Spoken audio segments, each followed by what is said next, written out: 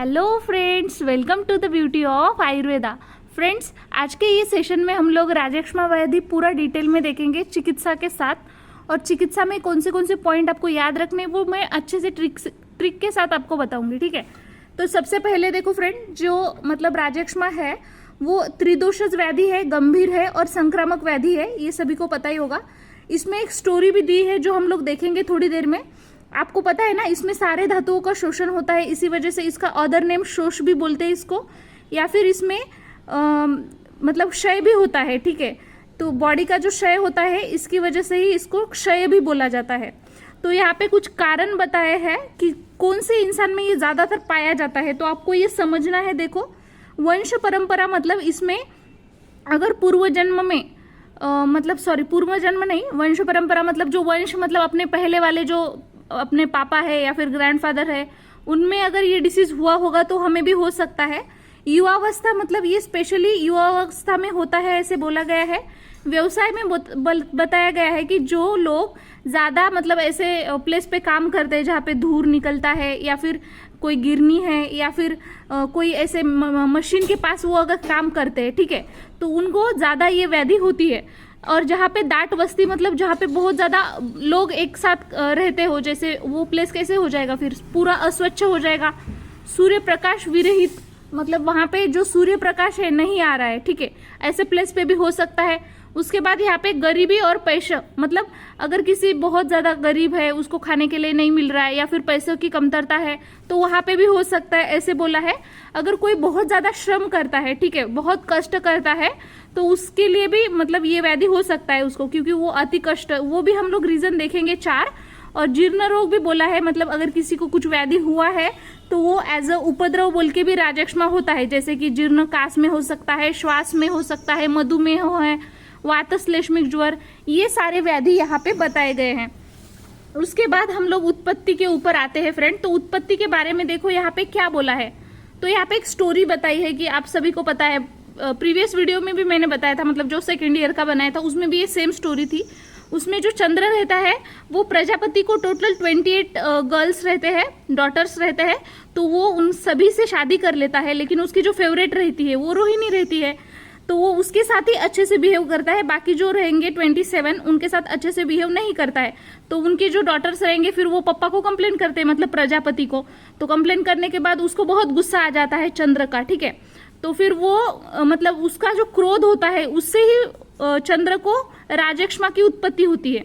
बाद में जब उसको वो समझ में आता है गलती उसका, ठीक है, तो गलती समझ में आने के बाद फिर वो जो मतलब वो शरणागति और शाप मुक्ति यहाँ पे जो हेडिंग दी है उसके अंडर बताया है कि जब भी उसको मतलब गिल्टी होता है कि मैंने ऐसा नहीं करना चाहिए था वगैरह, वो माफी मांगता है। तो उसके बाद जो वैद्य है, भगवान जी का जो वैद्य है अश्विनी कुमार, उससे जो चंद्र है उनकी चिकित्सा की जाती है, ठीक है, और रोग से वो मुक्त हो जाते हैं फिर। और ये सब स्टोरी यहाँ पे बताई है। और उसकी जो कांति वगैरह जो भी चली गई थी वो वापस आ जाती है, ठीक है, कांति प्रभा जो भी बोलते हैं। यहाँ पे पर्याय दिए है, देखो फ्रेंड्स, यहाँ पे यक्ष्मा के पर्याय में आपको याद रखना है, क्रोधो यक्ष्मा ज्वरो रोग एकार्तो दुखे संज्ञक, मतलब यहाँ पे क्रोध, यक्ष्मा, ज्वर, रोग और दुख, ये सभी इसके पर्याय बताए हैं, ठीक है। उसके बाद ये सबसे पहले नक्षत्र का जो राजा है चंद्र, उनको हुआ था ना, इसी वजह से इसको राजा को हुआ था पहले, तो राज यक्ष्मा ऐसे वर्ड इसमें दिया गया है, ठीक है। अभी मृत्यु लोक में भी इसका अवतरण हुआ है, ऐसे बोला है। अश्विनी जो है, अश्विनी के हुंकार की वजह से ये यक्ष्मा जो भी मृत्यु लोक है उनमें हो गया है, ठीक है। और ये 4 कारण है कि मनुष्य के शरीर में वो कैसे चला जाता है, तो हमें ऑलरेडी ये कारण सभी को पता ही होगा फ्रेंड। सबसे पहले जो बलवान व्यक्ति है, मतलब बलवान व्यक्ति के साथ फाइट करना, मतलब अधिक अगर किसी में कम बल है लेकिन वो ज्यादा काम कर रहा है, अपनी शक्ति से ज्यादा काम कर रहा है, तो हो सकता है वेग संधारण, वेग का धारण करने से हो सकता है। क्षय भी बोला गया है यहाँ पे, अगर धातु का क्षय होता है तो भी होता है। और विषमाशन बोला है, नियम के विरुद्ध भोजन वगैरह करना, ठीक है। तो ये 4 चीजें यहाँ पे बोली है, मतलब शारीरिक बल से ज्यादा काम करना, मलमूत्र जो रहता है उसको अड़वना, मतलब उसको रोक के रखना, धातु का क्षय और विषमाशन, आपको ये चीजें याद रखनी है, जो 4 बेसिक कारण है, ठीक है, जो हमने ऑलरेडी देखा है पहले। सबसे पहले हम एक एक देखते हैं फ्रेंड्स।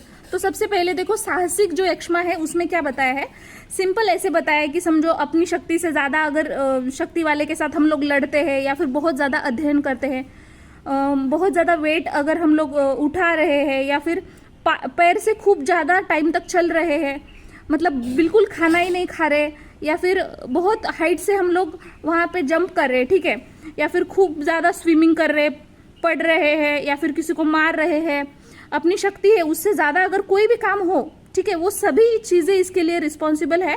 और इसकी वजह से क्या होगा पता है क्या, अगर हम लोग अपनी शक्ति से ज़्यादा काम करते हैं तो प्रकोपित वायु हो जाएगा। अगर वायु प्रकोपित होगा तो वो कफ और पित्त को भी प्रेरणा देगा और उसकी वजह से क्या होगा, विभिन्न भाग में संचार करेगा वो, और वो जो वायु प्रकोपित हुआ है वो शिरोभाग में चला जाएगा। और उसकी वजह से अभी आपको जो 11 सभी में 11 जो है लक्षण यहाँ पे बताए, मतलब कौन सी व्याधि हो सकती है, तो आपको लास्ट में मैं चार्ट ही बताऊंगी, बस आप अभी समझ लो, ठीक है। यहाँ पे देख सकते हो शिरशूल है, कंठ प्रदेशी जो है मतलब जाके वहाँ पे कंठ विकृति भी करेगा। उसके बाद कास है, स्वर भेद अरोचक है, पार्श्वशूल है, गुद भाग में जाके वर्चो भेद करेगा, संधि के प्लेस में जाएगा।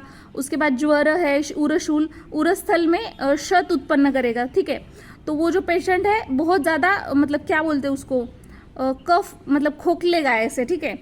और अत्यंत मतलब वो जो भी है करेगा तो उसके साथ कफ के साथ है ना रक्त भी आ जाएगा बाहर, जो हम लोग स्पुटम बोलते हैं ना, तो उसमें ब्लड भी आ जाएगा, ऐसा आपको समझना है, ठीक है।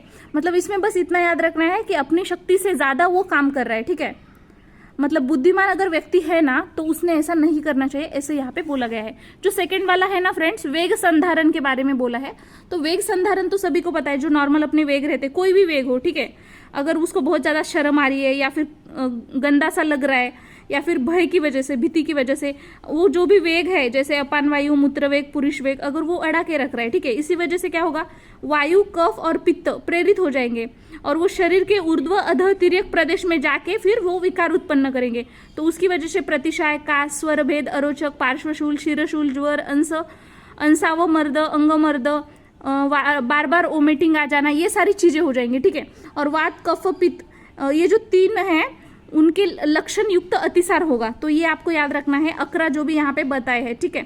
उसके बाद नेक्स्ट है फ्रेंड, जो नेक्स्ट लक्षण है धातु क्षयजन्य वाला, ठीक है। तो धातु क्षयजन्य में क्या दिया है देखो यहाँ पे, अगर कोई इंसान है वो बहुत ज्यादा ईर्ष्या कर रहा है, मतलब किसी के पास अच्छी चीज है हमारे पास नहीं है, तो हम लोग ऐसे करते हैं ना, द्वेष करना, या फिर कोई चीज है उसको पाने के लिए बहुत कोशिश कर रहा है, तीव्र उसमें भावना है, या फिर बहुत डर रहा है, या फिर उसका जो मन है ना बहुत दुखी है, क्रोध कर रहा है, शोक कर रहा है, ये सभी कारण की वजह से उसका जो शरीर है ना वो क्रुश हो रहा है, वो बहुत ज्यादा स्त्री संग कर रहा है, ठीक है, उपवास कर रहा है, या फिर इसकी वजह से क्या होगा, शुक्र और ओज ये दोनों धातु का क्षय हो जाएगा। ये याद रखना है आपको, ये सब चीजें की वजह से क्या होगा, जो भी शुक्र और ओज है ना उसका क्षय हो जाएगा, और शरीर में जो भी स्नेहांश रहेगा उसका क्षय हो गया तो क्या हो जाएगा, वायु, पित्त, कफ, इनको प्रेरणा मिलेगी और वो पूरे बॉडी में संचार करेगा। और ऐसे 11 टाइप के लक्षण वहां पे उत्पन्न हो गए, जैसे प्रतिशाय है, ज्वर, कास, अंगमर्द, शिरशूल है, श्वास है, विड़भेद है, अरुचि, पार्श्व पीड़ा है। उसके बाद नेक्स्ट जो यहाँ पे दिया है स्वरक्षय है, अंग संताप, ये सारी चीजें यहाँ पे आपको याद रखनी है। फोर्थ वाला जो याद करेंगे हम लोग फ्रेंड्स, तो विषमाशन है, मतलब विषम विधि विरुद्ध अगर कोई सेवन करता है, परस्पर गुण के अनेक मतलब प्रकार के आहार सेवन करना, परस्पर जो विरुद्ध गुण वाले है उसका आहार विधि नियम में जो बताया है कि ऐसे भोजन करना चाहिए, वैसे नहीं करना, अगर उसकी वजह से क्या होगा, वातादि दोष विषम हो जाएंगे और उनकी अति कष्टकारक अनेक रोग उत्पन्न करेंगे। विषम आहार अगर सेवन करते हैं तो विषम झाले मतलब हुए जो भी दोष है, रक्तादि जो धातु रहेंगे, ठीक है, वो स्रोतस में जाके अवरोध निर्माण करते हैं और उसी वजह से धातु का पोषण होता है, ठीक है। तो आपको ये याद रखना है, सॉरी धातु का पोषण नहीं होगा ना ये सारी चीजों की वजह से, तो इसकी वजह से क्या होगा देखो, प्रतिशाय है, प्रसेक है, काश, छर्दी है, अरुचि है, ज्वर, अंश अभिताप है, रक्तवमन है, पार्श्वशूल, शिरोशूल, स्वरभेद। तो यहाँ पे डिफरेंट किया है वात, पित्त, कफ के अलग अलग लक्षण। तो पहले ये जो दिया है प्रतिशाय है, प्रसेक, कास, छर्दी, अरोचक, ये सारी कफ की वजह से उत्पन्न होगी। उसके बाद पित्त की वजह से ज्वर और अंश अभिताप और रक्तवमन हो जाएगा, और वात की वजह से पार्श्वशूल, शिरशूल और स्वरभेद, ये पूरे वात की लक्षण यहाँ पे बताए हैं। सभी में देखो फ्रेंड, हमने अभी तक जो देखा ना सभी में आकरा बताए हैं, देख सकते हो यहाँ पे चार्ट भी बना हुआ है, ठीक है, नेक्स्ट पेज पे। तो आप लोग देखो शिरशूल कॉमन है सभी में, ठीक है, कास भी सभी में कॉमन है, स्वर भेद यहाँ पे तीनों में दिया है, यहाँ पे स्वर क्षय दिया है, अरुचि तो सभी में है, पार्श्वशूल भी सभी में है, अतिसार तीनों में दिया है, रक्तवमन अलग दिया है, ज्वर तो सभी में रहेगा। तो आपको ये कॉमन चार्ट ऐसे बना लेना है कि अकरा आपको रट्टा मारो, ठीक है, ये लर्न करो कैसे भी करके। उसके बाद देखो फ्रेंड, यहाँ पे संप्राप्ति बताई है, तो संप्राप्ति में भी दो हेतु यहाँ पे बताए हैं, विप्रकुष्ट और सन्निकृष्ट। अगर विप्रकुष्ट है तो उसमें जो भी साहस, वेग धारण, क्षय, विषमाशन रहेगा, इसकी वजह से क्या होगा, शोष हो जाएगा। ये जो 4 कारण हमने बेसिक देखे थे, और उसकी वजह से राजक्षमा, या फिर संक्रमण की वजह से डायरेक्ट भी ऐसे बोला है, तो ये 2 चीजें आपको याद रखनी है। तो साहस में ऑलरेडी हम देख चुके हैं कि अपनी शक्ति से अधिक काम करना, ठीक है, जैसे बलवान व्यक्ति के साथ ज्यादा लड़ाई करना, या फिर अधिक मतलब ज्यादा से ज्यादा उड़िया मारना, ठीक है, वेट ज्यादा उछलना, हेवी, या फिर किसी घोड़ा जो दौड़ रहा है उसको पकड़ना, या फिर बहुत मतलब ऐसे बड़ा वाला दगड़ है, ठीक है, उसको उठा लेना, ये सारी चीजें इसमें आ जाएंगी। या फिर नदी में ऐसे हम लोग स्विमिंग कर रहे हैं, तो बहुत बड़ा उसका पात्र है, तो उसमें हम लोग मतलब इधर से उधर क्रॉस करने की कोशिश कर रहे हैं, और हम ऐसे नृत्य कर रहे हैं तो कंटिन्यू नृत्य कर रहे हैं, ठीक है, ये सभी उसमें आ जाएगा। इसकी वजह से क्या होगा, मतलब इसकी वजह से वक्ष अपना जो प्रदेश रहता है तो उसमें ज्यादा मतलब परिणाम होगा ऐसे बोला है, और उसकी वजह से उरक्षत हो जाएगा ऐसे बोला है, ठीक है। वेग संधारण में देखो हमने ऑलरेडी देखा है, ये जो वेग रहते हैं, ठीक है, उसको अड़ाने की वजह से वात का प्रकोप हो जाएगा, और उसकी वजह से अग्नि की दुष्टि हो जाएगी, और अग्नि अगर दुष्टि होती है तो तीनों भी दोष का प्रकोप होके उसके राजक्षमा उत्पन्न होगा। तो ये याद रखना है, सबसे इंपॉर्टेंट ये याद रखना है, स्त्रोतरोध हो जाएगा इसमें, ठीक है, वेग संधारण की वजह से। तो देखो यहाँ पे वात बढ़ गया, अग्नि दुष्टि, त्रिदोष प्रकोप और स्त्रोतरोध हो गया।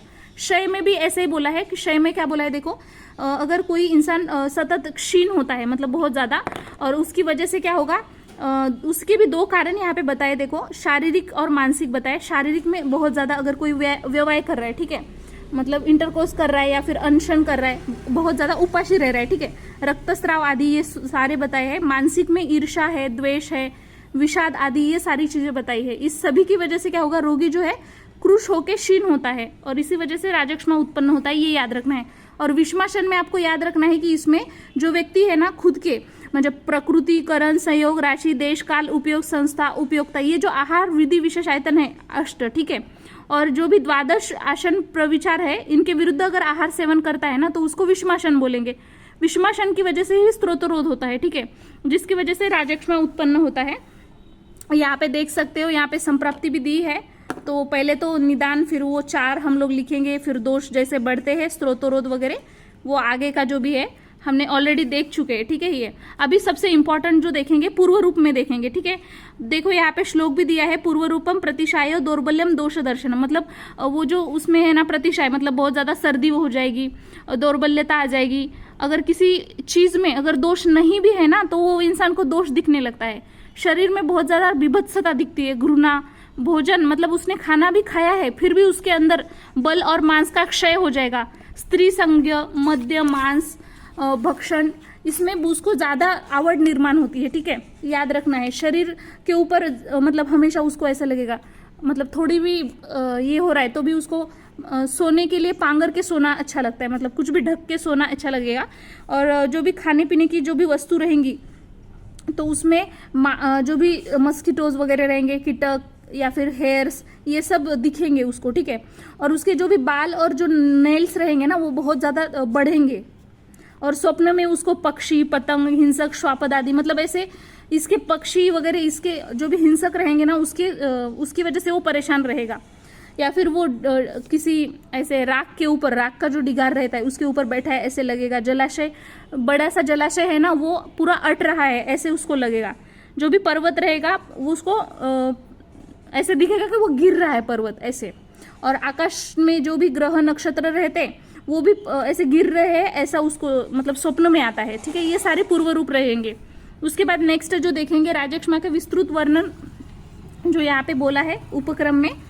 तो इसमें क्या बोला है फ्रेंड, देखो अगर कोई भी मतलब धातु है, ठीक है, इसमें ऐसे बोला गया है शरीर में जो धातु रहेगा और उष्मा मतलब जो अग्नि रहेगी, हर एक धातु की अपनी अपनी अग्नि रहती है ना, तो जिससे पचन होता है नॉर्मली, ठीक है। और वो स्त्रोतस में होता है, खुद के उनमें जो भी स्त्रोतस रहेगा उसमें। तो ऐसे बोला गया है कि इसमें जो है उत्तर नॉर्मल जो धातु का पोषण होता है वो अच्छे से नहीं होता है, क्योंकि अग्नि मांद्य हो जाती है ना इसमें राजक्षमा में, तो इस वजह से जाठर अग्नि के द्वारा वहां पे पचन नहीं होता है। और धातु अग्नि जो रहती है वहां से धातु का अगर पचन नहीं होता है, उसकी वजह से जो धातु पोषक अंश रहता है उसका अभाव हो जाता है, और जो भी आहार रस रहेगा उससे नॉर्मली कफ बनता है ना, ठीक है, तो वहां पे नहीं बन पा रहा है, मतलब स्त्रोतरोध होने की वजह से धातु का क्षय हो रहा है, और उसकी वजह से धातु अग्नि के क्षीणता की वजह से ये व्याधि उत्पन्न हो रही है, ऐसे यहाँ पे बोला है। सबसे इंपॉर्टेंट बात यहाँ पे याद रखना है फ्रेंड आपको, कि जो भी पेशेंट रहेगा ना राजक्षमा का, उसका हमें वो जो स्टूल पास करेगा ना फिसेस, तो उसको भी हमें वेस्ट नहीं करना है। ऐसा क्यों बोला है कि उसका संरक्षण करना चाहिए पुरुष का, तो इसलिए बोला है। देखो फ्रेंड, पहले वो जो पेशेंट रहेगा उसने जो भी खाया हुआ है तो वो कोष्ठगत अन्न के मतलब अन्न का जो भी जाठर अग्नि पाचन करेगी, और उसके बाद उसमें जो पाचन होने के बाद जो मल बनेगा ना फ्रेंड, तो ज्यादातर उसमें मल बनता है ऐसे बोला है, और बहुत अल्प में रस धातु बनेगा, ये याद रखो। अधिकांश का क्या बनेगा, मल बनता है, और जो अल्प रहेगा वो धातु बनता है। अगर वो धातु की निर्मित अगर अच्छे से नहीं हुई, क्योंकि अल्प हो गई ना, तो इसी वजह से सर्व जो धातु रहेगा ना उसका क्षय हो जाता है, और धातु क्षीणता अगर होती है उसकी वजह से जो भी पेशेंट रहेगा उसका बल जो रहेगा वो कम हो जाएगा ना, इसी वजह से पुरुष जो रहता है वो उसको हमें बचाने के लिए बोला है, मतलब ज्यादातर हमें वो वेस्ट नहीं जाने देना है, ठीक है। अभी यहाँ पे संप्राप्ति भी दी है, जैसे स्त्रोतरोध की वजह से जो भी आहार के द्वारा जो भी निर्माण हुआ रस रहेगा वो अवरुद्ध होके खुद के ही स्थान में विदग्ध होता है, और मतलब अनेक रूप में जैसे कास वेग के जैसे द्वारा है वो बाहर निकलता है। और इसमें ये भी बोला है, अभी तक जो हमने देखा कि उससे हर एक, इससे हम लोग देखे थे 11 मतलब व्याधि उत्पन्न होती है। जैसे यहाँ पे देखो एकादश जो राजक्षमा हम लोग पढ़े थे वही वहां पे दिया है, कासो असंतापो वैश्वर्यम ज्वर पार्श्व शिरो रुजा छर्दनम रक्त कफयो श्वास वर्चो गदो अरुचि। तो इसमें देखो 11 टाइप के बताया है, कास है, अंश ताप है, स्वरभ है, ज्वर, पार्श्वशूल, शिरशूल, रक्तवमन, कफवमन, श्वास, अतिसार, अरुचि, ये सारी चीजें 11 बताई है, ठीक है। उसके बाद षडरूप भी बताए हैं, षडरूप का यहीं पे श्लोक दिया है, देखो फ्रेंड, षडी मानी वा, कासो है, ज्वर, पार्श्वशूल, स्वर, वर्चो, गदो, अरुचि। तो इसमें देख सकते हो यहाँ पे 6 लक्षण यहाँ पे जो बताए हैं, कास है, ज्वर है, पार्श्वशूल है, स्वर भेद है, अतिसार और अरुचि, ये सारी चीजें यहाँ पे बताई गई है, ठीक है। अभी हम लोग देखेंगे साध्या साध्यता के बारे में, ठीक है। तो इसमें देखो साध्या साध्यता के बारे में क्या बताया है, ठीक है।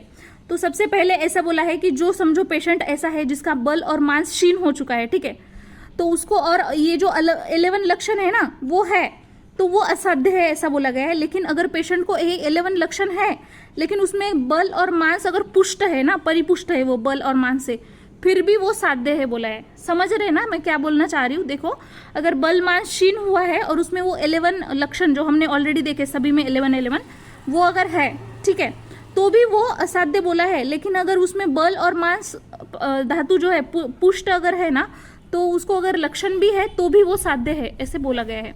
अभी हम लोग देखो जो व्याधिज बताई है इसके मतलब राजक्षमा के द्वारा होती है, तो वही उसकी अभी डिटेल में हम लोग देखेंगे। प्रतिशाय की संप्राप्ति यहाँ पे दिया है। जो शीर प्रदेश रहेगा ना उसमें वायु संचित हो जाएगा। पहले तो जो शीर प्रदेश रहता है वहां पे नासिका मूल रहता है ना, वहां पे जो कफ रहेगा, रक्त, पित्त, ये सारी चीजें शीर प्रदेश में आ जाएंगी वायु की वजह से, ठीक है। और वहां पे शरीर कर्षण हो जाएगा और उसकी वजह से प्रतिशाय होता है ऐसे बोला है। प्रतिशाय की वजह से शिरशूल, शिरोगौरव, गंध, ज्ञान शक्ति, नाश, ज्वर, कास, कफ मतलब अटकता है, स्वर भेद, अरुचि, थकवा, इंद्रिय दौर्बल्य, ये सारी जो लक्षणें होती है ऐसे यहाँ पे बोला गया है। उसके बाद जो नेक्स्ट यहाँ पे बताया है राजक्षमा में जो भी कासाचे रूप मतलब कास के बारे में देखो क्या बोला है। अगर पेशेंट बहुत ज्यादा खांसता है, ठीक है, उसके मुंह से जो है बहुत ज्यादा चिपकेला, चिटक चिटक और एकदम डाट, आमगंदी जो हिरवट, पिवळट, पिवड़ा मतलब ये कलर के है ना रसयुक्त बाहर थूम आ जाते हैं, मतलब वो स्पुटम में ऐसे ऐसे कलर्स आ जाते हैं, आमगंदी वगैरह, ये आपको याद रखना है।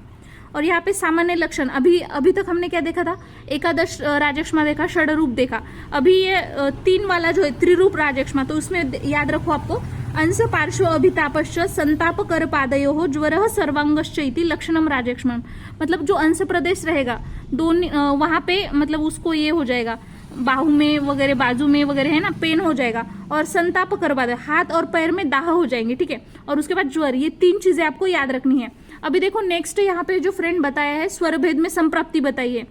तो यहाँ पे देखो वात, पित्त, कफ, रक्त, कासवेग, ये सारी चीज़ों की वजह से और पीनस की वजह से स्वर भेद होता है, ऐसे बोला है। और वातस जो स्वर भेद रहेगा उसमें क्या होगा, नॉर्मल देखो याद करो, अगर स्वर भेद हो रहा है मतलब गले में, ठीक है, तो उसकी वजह से, वात की वजह से क्या होगा, रुक्षता आ जाएगी, दुर्बलता आ जाएगी, या फिर कापरेपना, मतलब ऐसे थोड़ा सा ये हो जाएगा ध्वनि में जो रहता है। पित्त की वजह से क्या हो जाएगा फ्रेंड, तालु और कंठ प्रदेश में बहुत ज्यादा दाह आने लगेगी, मतलब जो भी बोलना चाहेगा तो वो बात नहीं कर पाएगा अच्छे से। और कफस की वजह से वो स्वर बहुत ही मंद आ जाएगा, मतलब खरखर युक्त आ जाएगा, ठीक है। और रक्त स्वर भेद अगर है तो रक्त की वजह से अगर अवरुद्ध हुआ है तो बहुत ही मतलब कष्ट से वो बाहर आता है। और कास वेग की वजह से स्वर भेद हो जाएगा और स्वर जो रहेगा बहुत ज्यादा ऐसे कर्कश पीनस युक्त स्वर भेद आ जाएगा, ये आपको याद रखना है, ठीक है। देखो नेक्स्ट जो दिया है फ्रेंड, पार्श्वशूल और शिरशूल के बारे में दिया है। जो भी यक्ष्मा का जो पेशेंट रहेगा ना, उसमें पार्श्वशूल अनियमित रहता है, मतलब जो भी बैक में पेन होता है ना, वो ऐसा कंटिन्यू नहीं रहता है, अनियमित रहता है, कभी आएगा कभी नहीं आएगा। और वो पूरा अखड़ गए है, ऐसे पूरे ऐसे क्या बोलते हैं उसको हम लोग, वो हो गए ऐसे लगेगा। मतलब कभी वो जो वेदना रहेगी ना, वो ऐसे फैलते हैं ना, वैसे वेदना रहेगी। और शीर स्थान जो रहेगा उसमें बहुत ज्यादा शूल, संताप, गौरव, ये सारी लक्षणें हमें दिखेंगी। रक्त और कफ वमन में क्या दिया है देखो, मतलब जो भी पेशेंट रहेगा अगर अत्यंत क्रूश है वो, तो विषम आहार की वजह से वो जो अंदर का जो भी उत्क्लेशित या फिर संचित हम लोग कफ बोलते हैं, उसके साथ उस ब्लड भी बाहर आता है, ठीक है। और ये किसकी वजह से होता है, क्योंकि उसमें स्त्रोतरोध अगर होता है या फिर रक्त मांसादी धातु मध्ये वो मतलब वो स्त्रोतरोध हुआ है, अभी वो अंदर नहीं जा पा रहा है ना धातु के अंदर किसी भी, तो डायरेक्ट वो नीचे बाहर आ जा रहा है, तो उसी वजह से आमाशय में जो भी संचित होके फिर वो अधिक प्रमाण में कंठ से ही बाहर आ जाता है। तो आपको ये याद रखना है, स्त्रोतरोध की वजह से हो रहा है ये सब कुछ, ठीक है।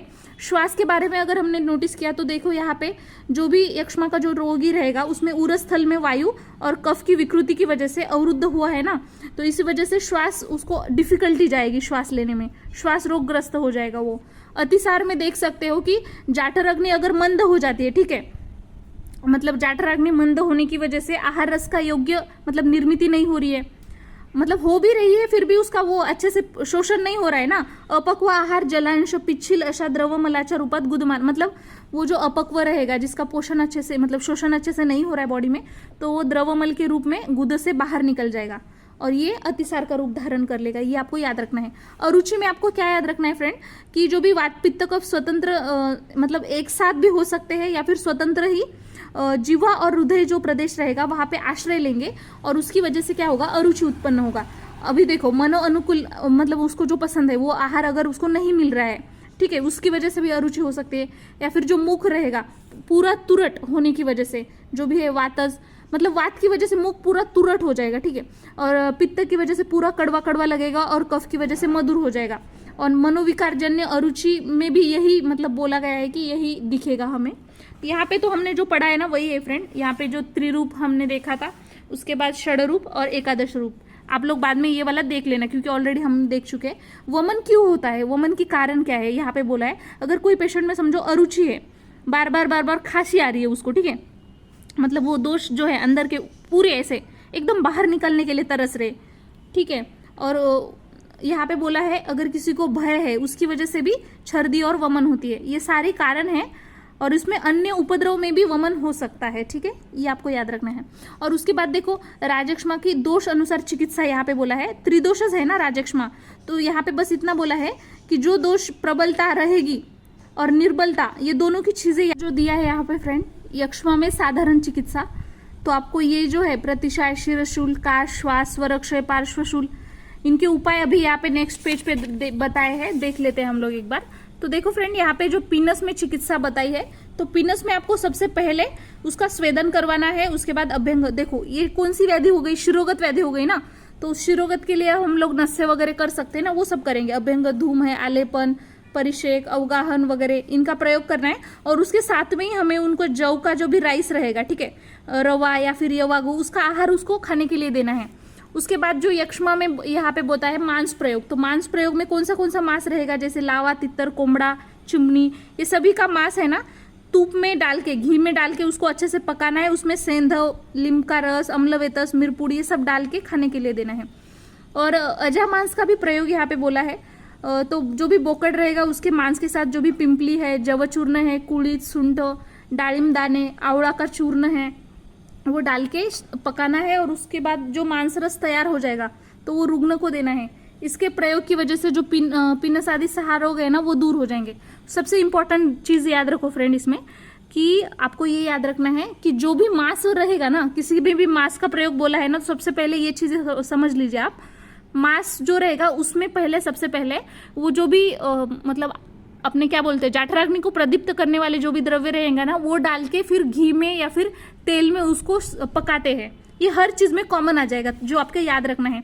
अभी राजक्षमा का पेशेंट रहेगा ना तो उसको कैसे खाना खाना चाहिए, ठीक है।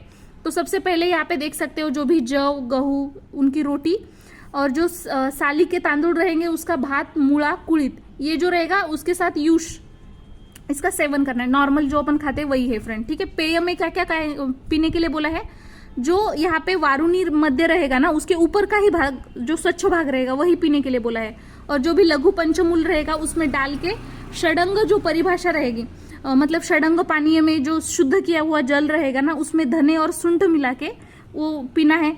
या फिर ये जो परनी है 4 सालवन है, पिटवन, मूगपर्णी, माशपर्णी, ये से सिद्ध किया हुआ जो भी जल रहेगा उसको पीने के लिए देना है। और मतलब इसमें दाल भात ये सभी पकाना है, ठीक है, ये भी याद रखना है आपको।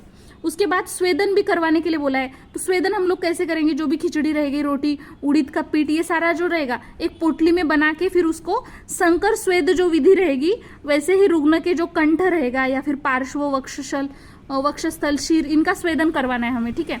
और परिषेक भी बोला है, मतलब परिषेक मतलब सभी को पता है ना, वो सर के ऊपर वगैरह जो बॉडी है रहती है उसके ऊपर हम लोग धारा छोड़ते हैं वाटर के गरम, तो ये याद रखना है आपको। इसमें जो रहेगा वातनाशक जो भी औषधि रहेंगे उनका क्वाथ बनाना है। और उसमें भी गुड़वेल जैसे ज्येष्ठ मध है उससे सिद्ध किया हुआ जल होना चाहिए वो। और नाड़ी स्वेद भी यहाँ पे बोला है। तो जो भी बोकड़ का सर रहेगा या फिर माशा जो रहती है उसका सर, वो पानी में डाल के उसको पहले उबाल देना है। उसके बाद कंठ जो रहेगा उसमें शिरा जो रहेगा वहाँ पे पार्श्व प्रदेश में नाड़ी स्वेद करना है। और वाथर औषधि पक्व गर्म दूध से नाड़ी स्वेद वहाँ पे करवाना है। ये चीज आपको याद रखो, ठीक है। और इसमें अन्य नाड़ी स्वेद भी बताए हैं, जैसे कि यहाँ पे देख सकते हैं आप लोग। तो अन्य नाड़ी स्वेद में क्या क्या बताया इन्होंने, जैसे जलचर अनुप जो पशु पक्षियों का मांस रहेगा वो डाल के फिर उसको पकाना है। बृहद पंचमूल के क्वाथ जो रहेगा या फिर कांजी रहेगा उसमें तूप और तेल डाल के नाड़ी स्वेद करवाना है। यक्ष्मा में उपनाह स्वेद भी यहाँ पे बोला गया है, तो आपको ये एक चीज याद रखनी है। उपनाह स्वेद में क्या बोला है, जीवंती है, बड़ीशेप है, चिकना, ज्येष्ठ मध, वेखंड, वेस्वार, ये सारी जो चीजें हैं। और इसमें जलचर और अनुप पशु पक्षी का जो मांस रहेगा ये सर्व लेके उसको चतुस्नेह में पहले पकाना है। और उसके बाद पोटली बना के जो भी पार्ट रहेगा जिसका स्वेदन करवाना है, जैसे शीर, पार्श्व, अंश प्रदेश, उनका हमें स्वेदन करवाना है, ठीक है। आलेपन भी यहाँ पे एक कॉन्सेप्ट बताई है, जिसमें हम लोग क्या करते हैं, जो भी बड़ी शेप रहेगी, ज्येष्ठ मध, कोष्ठ, तगर, रक्तचंदन, ये सब उसको बारीक छीन लेंगे, पहले ऐसे छोटा छोटा कर लेंगे। और उसके बाद उसमें गरम उसको करके जो भी शीर, पार्श्व, अंश प्रदेश रहेगा वहाँ पे शूल जो है मतलब अगर हमें कम करवाना है तो ये वाला लेप हम लोग लगाएंगे। यहाँ पे 4 प्रदेह के बारे में बोला है, तो इसमें आप देख सकते हो श्लोक भी यहाँ पे बताया है। बला, रासना, तिलाहा, सर्पी, मधुकम, नीलम, उत्पलम। नील उत्पलम में जो नीलकमल जो रहता है, तो इसमें देखो चिकना है, रासना, तूप, ज्येष्ठ मध, नीलकमल। या फिर हम लोग उसमें गुगुल, देवदार, रक्तचंदन, नागकेशर, तूप, शीर काकोली, विदारी कंद, शेवगे की साल जो रहेगी, पुनर्नवा, शतावरी है, शीर काकोली, रोहिश गवत, ज्येष्ठ मध, तूप, ये जो 4 प्रदेह है ये अर्धा श्लोक में हमें जो बताया है उसको पहले तो सबसे पहले बारीक कर लेना है, उसमें घी मिला के उसको गर्म लेप बनाना है। और ये 4 ही योग जो रहेंगे संश्लिष्ट दोष की वजह से उत्पन्न होता है। और शीरशूल, पार्श्वशूल, अंशशूल रोगी के लिए उत्तम लाभकारक होता है, ठीक है। यक्ष्मा में नस्याधिकांश प्रयोग बोला है, तो ठीक है, यक्ष्मा में क्या बोला है, जो भी नस्य रहेगा उसका प्रयोग करने के लिए बोला है। तो नस्य में भी हमने देखा था ऑलरेडी कि जो भी शीर प्रदेश में जो व्याधि होती है, जैसे शिरशूल है, पार्श्वशूल, अंशशूल, इनके लिए लाभकारक होता है, ठीक है। विधिवत नस्य करना चाहिए। धूमपान, भोजनोत्तर स्नेहपान है, तेल प्रयोग है, अलग अलग जो अभ्यंग योग है, और ये सारी चीजें जो है आपको मतलब उसमें याद रखनी है। उसके बाद पद्मकादि प्रदेह भी बताया इसमें।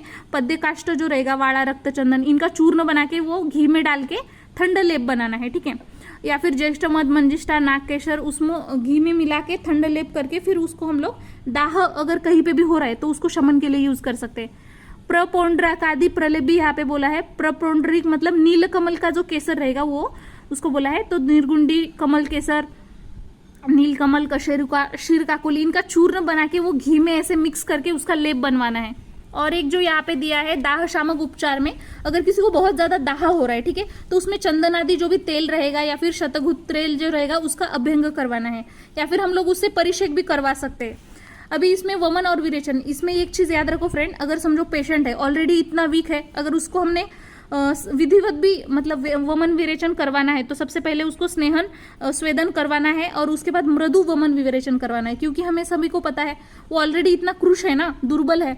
अगर उसको हम लोग ज्यादा क्वांटिटी में करवाएंगे तो उसके बॉडी में कुछ भी नहीं रहेगा और वो मृत्यु की उसमें शक्यता हो जाएगी अधिक, मतलब उसमें पॉसिबिलिटी हो जाएगी। इस वजह से हमें जो भी चीजें करनी है बहुत सोच समझ के करनी चाहिए। सिद्ध योग का वर्णन किया है यहाँ पे। सिद्ध योग मतलब यहाँ पे क्या दिया है, जो भी शीर्षशूल, पार्श्वशूल, अंशशूल रहेगा, काश, श्वास, स्वरशय, इसमें वमन विरेचय देने के बाद मतलब जो भी कोष्ठ शोधन के बाद अलग अलग योग का प्रयोग करने के लिए बोला है। जैसे यहाँ पे नस्य देख सकते हो, यहाँ पे नस्य में क्या क्या है ऑलरेडी हम देख चुके हैं, जैसा चिकनामूल है, विदारी गंधादि, जो भी सिद्ध घृत है उसमें सेंधव मिला के नस्य करवाना है। उसके बाद यहाँ पे विदारी कंद, ज्येष्ठ मद, सिद्ध घृत है, सेंधव मिसल के उसको उत्तम स्वर सुधारक होता है वो नस्य। प्रपौंडरिक, ज्येष्ठ मद, पिंपली, डोरली, चिकनामूल, इनका जो कल्क रहेगा, गाय का जो दूध रहेगा उसमें डाल के सिद्ध करके वो स्वर नीट होने के लिए देते हैं, मतलब स्वर का रक्षण करवाने के लिए, ठीक है। उसके बाद यहाँ पे घृतपाल, काल और फल बोला है, मतलब खाना खाने के तुरंत बाद हम लोग उसका प्रयोग करवाते हैं, जैसे शीर्षशूल, पार्श्वशूल, अंशशूल, काश्वास विकार वो नष्ट हो जाते हैं इसकी वजह से, ठीक है, अगर खाना खाने के बाद करवाते। दशमूलाद्य घृत भी बोला है, जिसमें दशमूल का क्वाथ, जो भी मतलब गाय रहेगी उसका दूध, मांसरस, चिकन मूल के साली का कल्क, ये सभी घृत का है ना भोजनोत्तर प्रयोग हमें करवाना है। और शीर्षशूल, पार्श्वशूल, अंशशूल का श्वास रोग इससे नष्ट हो जाएगा। और रासना घृत और बला घृत सेवन काल यहाँ पे बोला है। जो भी रासना घृत रहेगा या फिर बला घृत रहेगा तो उसमें दूध में डाल के राजक्षमा जो रहेगा उसने अपने जो भी जाठराग्नि रहेंगे उसके क्षमता के अनुसार भोजन के बाद या फिर भोजन के साथ हम लोग इसका प्रयोग करवा सकते हैं। इसकी वजह से क्या होगा कि जो भी शीर्षशूल, पार्श्वशूल है, काश, श्वास, ये सारी व्याधि नष्ट हो जाएंगी। उसके बाद नेक्स्ट जो यहाँ पे बताया फ्रेंड, अवलेह के बारे में बताया, ठीक है। जो भी स्नेह उपक्रम यहाँ पे दिया है, अवलेह और स्नेह उपक्रम, इसमें कासनाशक, स्वर विकार नाशक, श्वास, उचकी, शीर्षशूल, पार्श्वशूल, अंशशूल नाशक, अवलेह, स्नेह से जो भी यहाँ पे स्नेह का वर्णन किया गया है। तो सबसे पहले यहाँ पे देखो खरजूर आदि घृता अवलेह बोला है। तो खजूर और जो मनुका रहता है ना, इसको पहले पीस लेना है, उसके अंदर पिंपली चूर्ण, साकर, मध, तुप ये मिला के अवलेह बनाना है। और ये अवलेह हम लोग स्वरभेद, काश, श्वास, ज्वर इसके लिए यूज करते हैं। दशमूल घृत किसके लिए यूज करते हैं, तो जितना दशमूल रहेगा उसके 8 पट हमें दूध लेना है और जितना दूध रहेगा उसके 4 पट उसमें वाटर ऐड करना है और बाद में वाटर पूरा इवेपोरेट होना चाहिए, मतलब दूध जितना डाला था उतना ही शिल्लक रहना चाहिए और उसको अच्छे से छान लेना है और उसका विरजन बना के दही बना देना है उसमें। और दही जो बनेगा उसको घुसड़ के फिर अच्छे से उसमें लोनी निकाल के उसका घी बनाना है और ये घी का ही हम लोग उसमें पिंपली चूर्ण और मध डाल के उसको चखने के लिए देना है, ठीक है, उससे स्वर विकार नष्ट हो जाता है। उसके बाद जो नेक्स्ट यहाँ पे दिया है फ्रेंड, पंचमूल घृत के बारे में बताया है। तो यहाँ पे जो है लघु पंचमूल है, बृहद पंचमूल, तृण पंचमूल, वल्ली पंचमूल, कंटक पंचमूल, ये जो है इसके 8 पट दूध और दूध का जो रहेगा 4 पट पानी डाल लूँ, इसमें बस दूध रिमेनिंग रहना चाहिए, इतना उसको हटाना है। उसके बाद दूध जो रिमेनिंग रहेगा उसको अच्छे से छान लेना है और विरजन लगा के उसका दही बनाना है, ठीक है। और उसके बाद वो लोनी बना के उसका तूप भी बना लेना है और वो जो घी रहेगा वो शीर्षशूल, पार्श्वशूल, अंशशूल, काश, श्वास, ज्वर इसमें हम लोग यूज कर सकते हैं।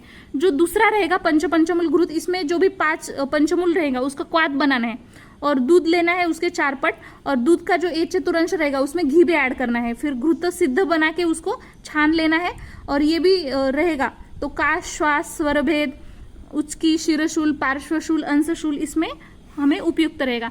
यहाँ पे 4 अवलेह के बारे में भी वर्णन किया गया है।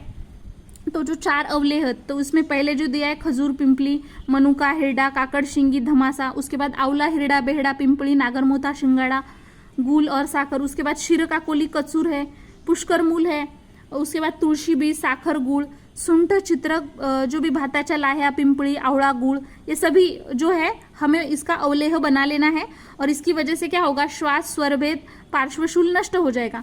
सीतोपलादी चूर्ण, ये तो बहुत ईजी है। देखो फ्रेंड्स, सीतोपलादी में मैंने ट्रिक भी बनाई थी, खटारा वंश मतलब पिंपड़ी और लाहन दाल, ऐसे कुछ तो बनाई थी यार, मुझे याद नहीं आ रही अभी। देखो खड़ी साकर मतलब जितनी रहेगी उसके हाफ वंशलोचन लेना है, वंशलोचन के हाफ पिंपड़ी लेनी है, पिंपड़ी के हाफ जो वेलची रहेगी वो, और वेलची के हाफ दालचीनी, मतलब दालचीनी सबसे वो रेशो रहता है ना, ऐसे लेना है 5:5 पार्ट, फिर उसके हाफ हाफ ऐसे करवाना है, ठीक है। तो ये याद रखना है, यही बोला है। ये जो रहेगा ना, इसमें हम लोग जो घृत और घी ऐड करेंगे तो वो विषम मात्रा में होना चाहिए, ठीक है। और बाद में उसको चटाना है, और इसकी वजह से क्या होगा, श्वास, कास, कफ विकार, अरुचि, मंदग्नि, पार्श्वशूल, ये व्याधि में हम लोग उसको देते हैं। अभी नेक्स्ट जो है दाह, ज्वर, रक्त पित्त के लिए उपचार।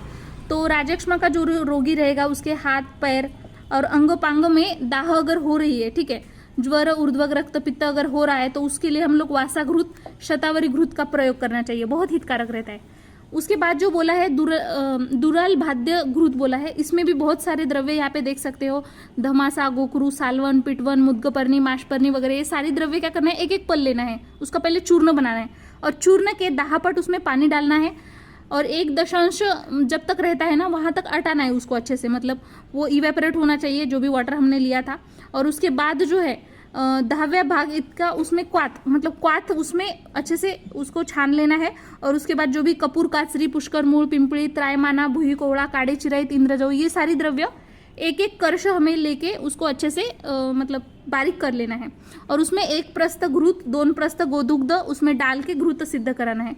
और बाद में वो अच्छे से मतलब उसको ये करना है, और वो घृत, ज्वर, दाह, भ्रम, कास, अंश पीड़ा, पार्श्व पीड़ा, शिरोरुजा, तृष्णा, वमन, अतिसार, ये सारी व्याधि में हम लोग उसका यूज करवा सकते हैं। नेक्स्ट जो है फ्रेंड जीवंत्यादि घृत, तो इसमें जो जीवंती वगैरह जो भी ज्येष्ठ मध, मनुका, ये जो बताया यहाँ पे द्रव्य सम मात्रा में लेना है, ठीक है। और उनका कल्क बनाना है, और ये जो कल्क रहेगा उसके 4 पट घृत, और घृत के 4 पट सिद्ध घृत, मतलब उसमें घृत सिद्ध करवाना है पहले तो, और उसको अच्छे से छान लेना है। और ये जो घृत है सबसे श्रेष्ठ बताया है, रोग समूह मतलब जिसमें ज्यादा व्याधि इन्वॉल्व है, मतलब 11 लक्षण युक्त है जो व्याधि रहेगी, जिसको ये लक्षण रहेंगे पूरे, तो वो नष्ट करवा सकता है। मतलब देखो ये बहुत ज्यादा इंपॉर्टेंट है, आपको याद ही रखना चाहिए ये वाला। बलादिक क्षीर में भी आपको याद रखना है फ्रेंड, इसमें जो भी बला, सालवन, पिटवन, डोरली, ये सारी द्रव्य सम प्रमाण में लेना है, ठीक है। और उसके बाद जो है उसमें जो पानी रहेगा उसमें क्वाथ, चतुरंश, जितना पानी रहेगा इतना उसमें मतलब रिमेनिंग रखना है। उसके अंदर फिर सुंठ, मनुका, ये सारी चीजें ऐड करके उसका शिरपाक विधि बनाना है, ठीक है। और शिरपाक विधि बना के फिर वो शिरपाक जैसे मतलब प्रोसेस खत्म होता है तो अच्छे से छान लेना है, और उसमें मध डाल के वो पीने के लिए देना है। ये जो दूध रहेगा ज्वर, कास दूर करेगा, और आवाज भी उससे उत्तम बनेगा, ठीक है। अभी हमें पत्ते भी याद रखना है इसमें, राजक्षमा जो भी पत्ते रहेंगे इसमें, तो राजक्षमा में जो भी रोगी रहेगा उसमें सबसे इंपॉर्टेंट शेळी का दूध देना है, ठीक है। शेळी तो सभी को पता होगा ना, तो उसका दूध देना है पीने के लिए। और जांगल पशु पक्षी का मांस रस देना है। हरभरे मतलब ये जो वटाने चने रहते हैं ना, वो मूंग, मटकी, इससे बना हुआ जो यूश रहेगा वो देना है उसको खाने के लिए। अभी देखो अगर यक्ष्मा का रोगी है और उसमें ज्वर और दाह है, तो उसमें कौन सी चिकित्सा करनी है, सिंपल जो ज्वर में हमने चिकित्सा की थी वही चिकित्सा यहाँ पे करना है। कफ प्रसक में अगर वमन, तो इसमें क्या होगा, अगर कोई पेशेंट है उसमें बहुत मुंह में बार बार उसमें पानी आ रहा है, ठीक है। कफ प्रदान और बलवान अगर पेशेंट है तो उसको हम लोग मदन फल का कल्क मिला के दूध, मतलब उसमें दूध युक्त देंगे, ठीक है। या फिर मदन फल कल्क युक्त जांगल पशु पक्षी का मांस रस देंगे, या फिर वमन कारक जो भी औषधि रहेगा उसके क्वाथ में सिद्ध घृत मिश्रित यवागु उसको पिलाएंगे, ठीक है।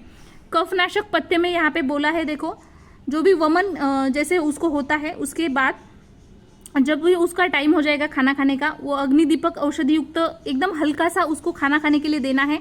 उसमें जो भी गेहूं रहेगा, सिद्धू, सुरा, आसव, लोखंडी, मतलब वो जो रहता है ना लोखंडी सड़ी के ऊपर ऐसे मांस जो भी है वो मतलब बेक किया हुआ जो मांस रहेगा वो देना है, ठीक है। उससे भी मतलब वो अच्छा है ऐसे बोला गया है यहाँ पे। और उसके बाद जो नेक्स्ट दिया है यहाँ पे देख सकते हो फ्रेंड, कफ प्रसेक और उसका चिकित्सा दिया है। तो राजक्षमा के रोगी जिसमें कफ अधिक बाहर आ रहा है, ठीक है, वायु अगर प्रकोपित होता है तो वो जो कफ रहेगा उनको बार बार बाहर अगर निकालना है, विद्वान वैद्य क्या करेगा पता है क्या, उसके ऊपर मतलब प्रसेक के ऊपर स्निग्ध और उष्ण उपचार मतलब वो देगा उसको खाने के लिए, और इसी वजह से ऐसे बोला है। नेक्स्ट जो है यहाँ पे वमन चिकित्सा, तो वमन चिकित्सा में देख सकते हैं यहाँ पे जो भी राजक्षमा रहेगा उसका अनुकूल मतलब कफ प्रसेक में जो चिकित्सा हम लोग करवाते हैं 30 वमन में भी करवाते हैं हम लोग, ठीक है। मनोकूल रुचिनुसार स्निग्ध उष्ण वातनाशक और लघु गुण का आहार और पेय का प्रयोग करवाना चाहिए। अतिसार में यहाँ पे बोला है जिसकी अग्नि मंद हो जाती है ना इसमें, उसकी वजह से जो भी आहार है उसका समय पचन नहीं होता है, इसकी वजह से जो भी उसको मल प्रवृत्ति होगी वो बहुत ही ऐसे हमेशा बार बार विसर्जित होती है। और वो रुग्ण रहता है ना, उसको चव अच्छी आनी चाहिए और भोजन की वजह से अप्रीति लगने लगती है उसको, वो दूर करवाना चाहिए। ऐसे हम लोग उसको आहार देना चाहिए। तो चिकित्सा में देखो यहाँ पे दिया है कि उसमें कौन सी चिकित्सा हमें करवानी चाहिए। तो सबसे पहले तो अतिसार जो रहेगा, राजयक्ष्मा के जो रुग्ण अतिसार उसको अगर हुआ है तो अग्नि प्रदीपक, अतिसार नाशक और जिसमें मुख की चव रहेगी वो अच्छी होनी चाहिए। अरुचि दूर करने के लिए उसको खाने के लिए देना है। अभी देखो यहाँ पे अतिसार में कौन से पथ्य बोला है, तो सुंठ है, इंद्रजव का चूर्ण है, तांदूल जो धुआ हुआ जो पानी रहता है उसको पिलाना है। और वो जो चूर्ण है वो अच्छे से अगर उसको पचा है तो उसके बाद हम लोग उसको चांगेरी, ताक, जो भी अम्बट जो दारिम्ब रहेगा ना उसका रस भी हम लोग उसको ये वागु के साथ देंगे, ठीक है। और भी यहाँ पे बहुत सारे जैसे पाठादि चूर्ण है तो उसमें पाठा, बेलफल, ओवा ये सम प्रमाण में लेके उसको ताक के साथ देना है। और दुराल भादी भी चूर्ण यहाँ पे बोला है जिसमें धमासा, सुंठ, पाठा ये समभाग चूर्ण सुरा के बरोबर देना है। जम्बू बीजादि चूर्ण भी बोला है जिसमें जाम्बुल की जो बीज रहेगी, आंबे जो भी मैंगो रहेगा उसका कोय, बेलफल का गार, जो भी कवट रहेगा उसका गर और सुंठ ये सभी सम प्रमाण में चूर्ण पेया और मंड के साथ अतिसार दूर करेगा, ऐसे बोला है।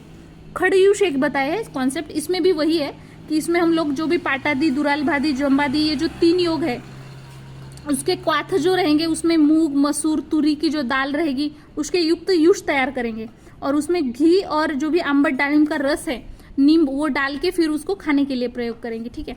और यहाँ पे अतिसार में खड़ प्रयोग दिया है देखो, तो इसमें क्या क्या चीजें आएंगी, ठीक है।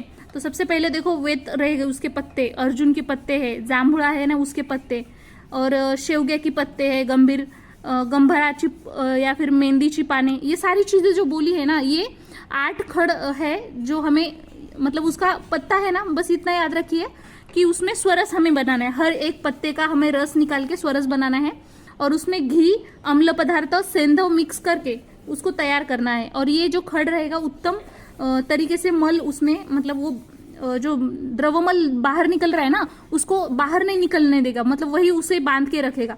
और उसके साथ चांगेरी, चिंचा, दूधी भोपड़ा, कोड़ी पाने ये सारा डाल के स्वरस, क्वाथ जो भी डाल है उसको पका के फिर युष की वहाँ पे उस जो साय रहेगी, तूप, डालिम रस वो मिक्स करके उसके खड़ का प्रयोग करना है, ठीक है।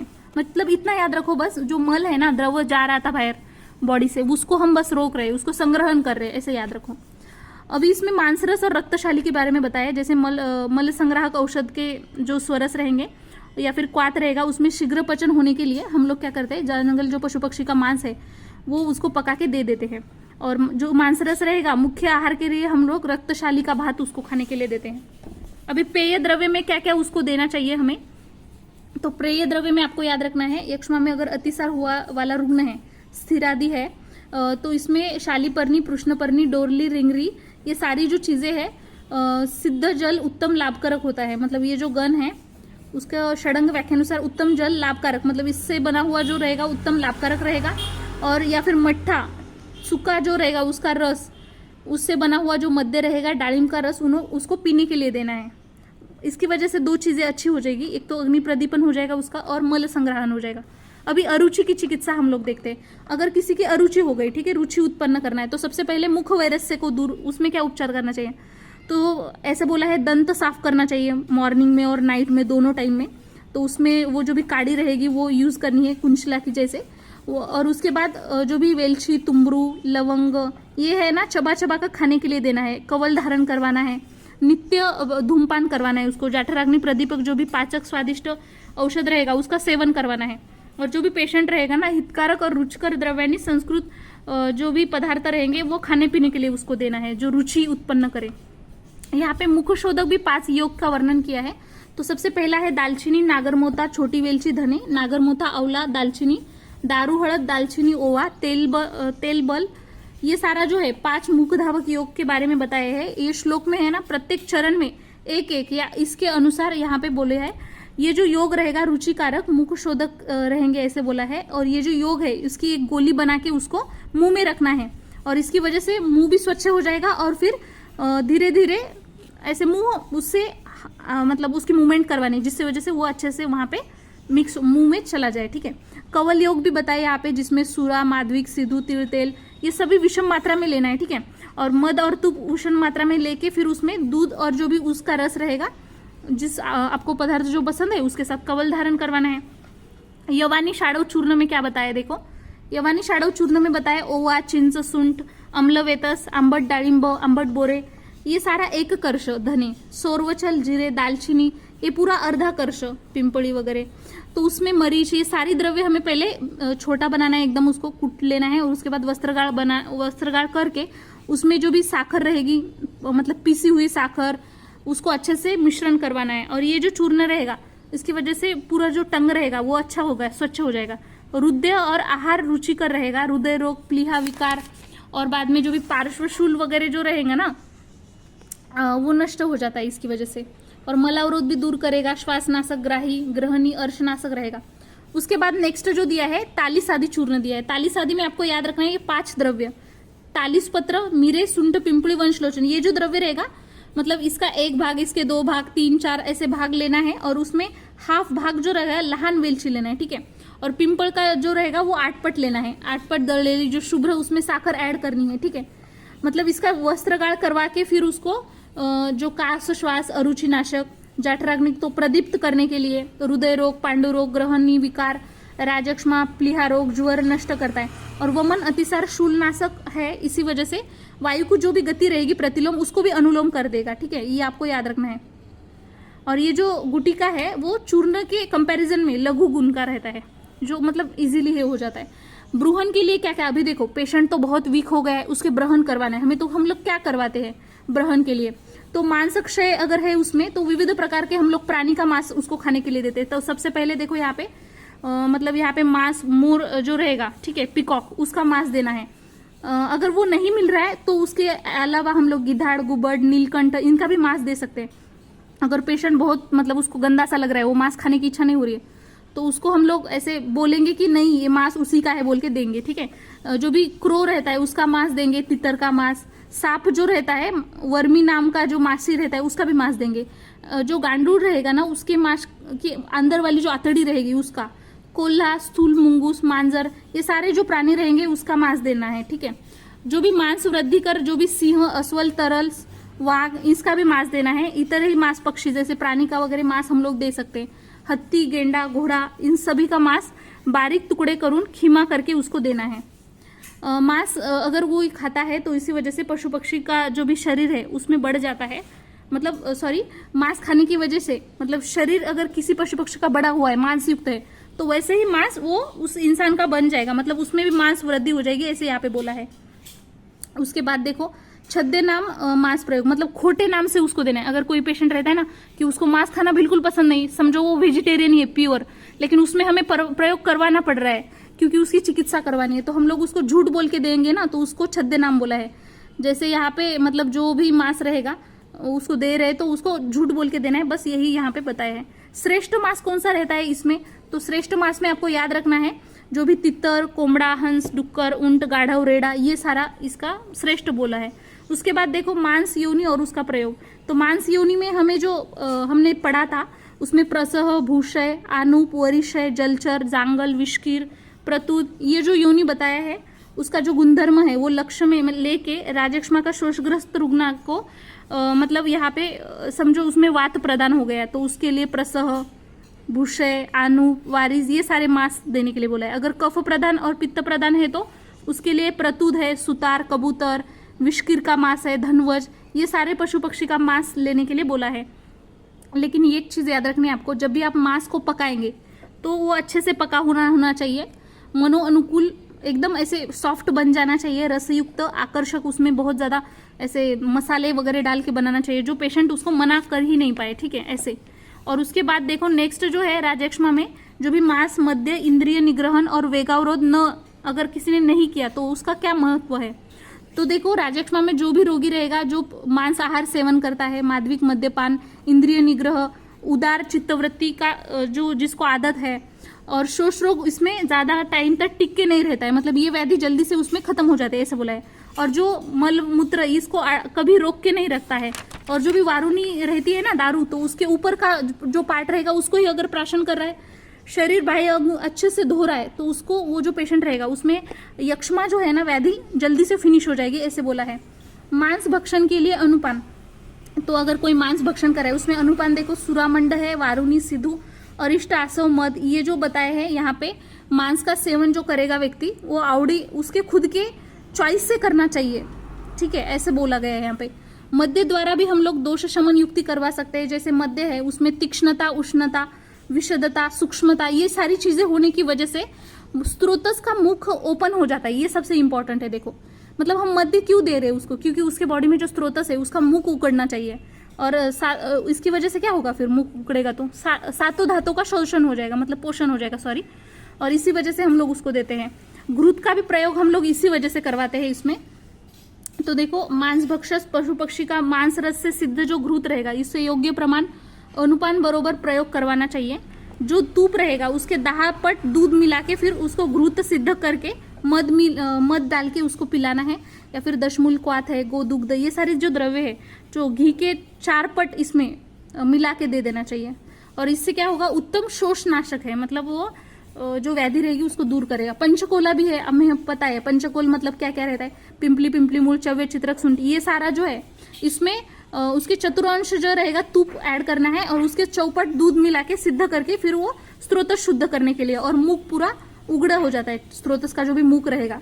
रासनादि घृत में भी जो भी रासना रहेगा, चिकन मूल, गोखरू, सालवन, पुनर्नवा, इनका जो क्वात रहेगा वो तूप जो घी रहेगा उसके 4 पट लेके, जो भी घी रहेगा उसके 4 पट गोदुग्ध और तूप के चतुरांश जीवंती पिंपली का कल्क डाल के सिद्ध करवाना है, ठीक है, इसकी वजह से शोष रोग नष्ट हो जाता है। नेक्स्ट जो बताया है यहाँ पे आव्यवहारिक भोजन विधि निर्देश, तो इसमें बोला है ऐसे कि जो भी पेशेंट रहेगा ना उसकी प्रकृति, देश, बल, काल, ये सभी का सोच के ही हमें मात्रा डिसाइड करनी है। यवागु के साथ, मध के साथ, अन्न आहार के साथ हम लोग इसका प्रयोग करवा सकते हैं, ठीक है, आपको ये याद रखना है। और जो पेशेंट रहेगा वो क्रूश और शीन अगर है तो उसको अच्छे से उसको हमें ये करवाना चाहिए।